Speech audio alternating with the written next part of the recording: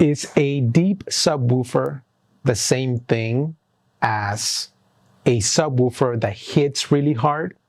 The nature of how human beings perceive sound comes into this, and that also comes into the nature of the rise time. Given the same amplitude, which is to say from peak to, from center to peak, versus the wavelength, if you have a center to peak distance of X, right, versus a center to peak distance of Y, your rise time to that higher frequency is faster.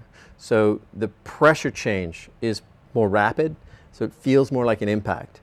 If the pressure change is more gradual, it doesn't feel as much like an impact. It feels like a breeze more than an impact.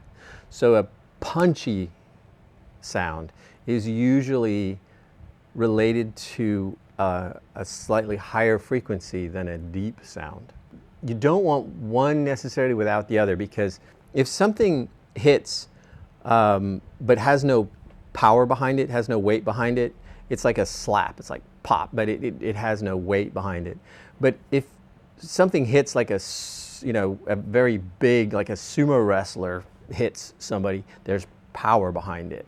And so if you can provide the impact with the weight behind it, that's the combination that gives you the punch and the depth.